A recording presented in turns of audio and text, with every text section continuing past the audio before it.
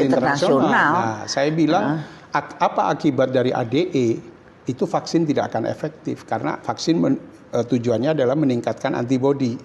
Sementara virus ini sensitif terhadap peningkatan antibodi. Nah, sehingga nanti dengan peningkatan antibodi oleh struktur virus yang ADE tadi, antibody dependent enhancement, dia virus itu dirubah. Yang geser tadi ya. Geser tadi. Jadi seharusnya lewat pintu virus itu jadi lewat jendela. Itu jadi kenapa ada orang setelah divaksin kemudian masih terinfeksi. Iya, teman saya malah meninggal. Nah, itu jadi kemungkinan virus itu karena ada ADE. Jadi saya selalu mengibaratkan bahwa antibodi itu adalah satpam di suatu rumah. Kalau normal bahwa antibodi ini pasti diusir oleh satpam. Hilang sudah. Tapi karena ADE, kemampuan virus ini ada ADE, satpam ini diajak kerjasama sama virus ini. Untuk tidak masuk pintu utama, tidak masuk reseptor utama ACE tadi, tapi dia pindah ke reseptor yang lain, masuk makrofag, masuk ini segala. Sehingga ADE ini saya khawatir seperti kasus vaksin pada demam berdarah, pada dengue, yang dulu sudah diaplikasikan di Filipina dan di beberapa Indonesia, itu karena menimbulkan kematian. Iya. Nah, itu saya sudah dari awal belum ada vaksin dan sebagainya, masih tahap ketiga bahkan saya sampai dipanggil diajak rapat lah, bukan dipanggil, oleh Kemenkes tentang kenapa kok ada informasi yang menakutkan katanya begitu. Saya tidak menakutkan, itu adalah fakta. Bahkan ada saya disuruh menarik pemberitaan atau itu. Saya bilang nggak bisa, itu fakta. Itu ilmu kok, berdasarkan risetnya Prof dan kemudian sudah dipublikasi internasional, kurang apa lagi? Saya bilang kalau tidak percaya nggak apa-apa, saya juga nggak memaksakan. Tapi melihat setelah vaksinasi dijalankan, wah saya lebih mengkhawatirkan. Oleh karena saya berdasarkan itu, saya terus terang nggak cocok ini vaksinasi.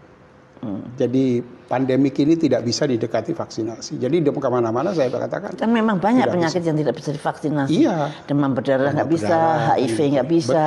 Betul. Ya itu jadi artinya bahwa vaksin itu memang baik untuk virus, untuk penyakit viral. Tetapi tidak semua penyakit viral bisa didekati vaksin. Kan gitu, Bu. Jadi itu sehingga kenapa saya agak kekeh bahwa COVID tidak bisa didekati dengan vaksin. Jadi kalau ada seseorang tanya saya perlu vaksin apa tidak, Pak? Saya tidak ingin menyarankan vaksin atau tidak, tapi saya belum vaksin, saya bilang gitu. Contohnya.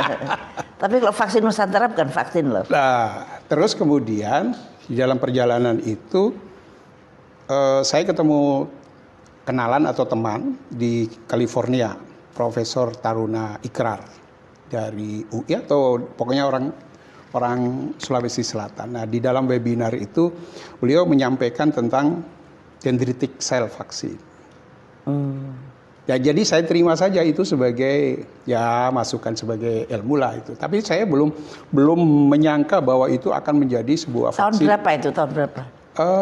Akhir 2000, akhir tahun yang kemarin itu. Akhir tahun 2000, sekitar Agustus 2020. Nah, saya terima saja. Nah, kemudian kok tahu-tahu ada pemberitaan di TV atau di media, Pak Terawan tampil di depan mengumumkan ada vaksin dendritik.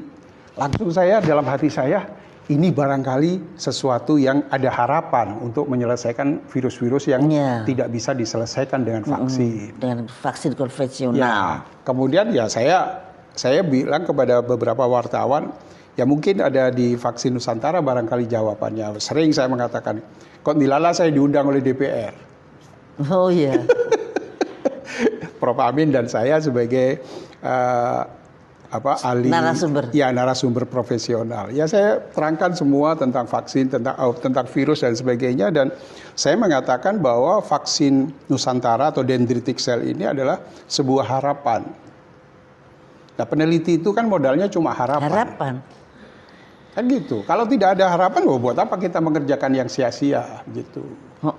Jadi harapan itulah yang membangkitkan peneliti untuk melakukan sesuatu upaya, kan begitu.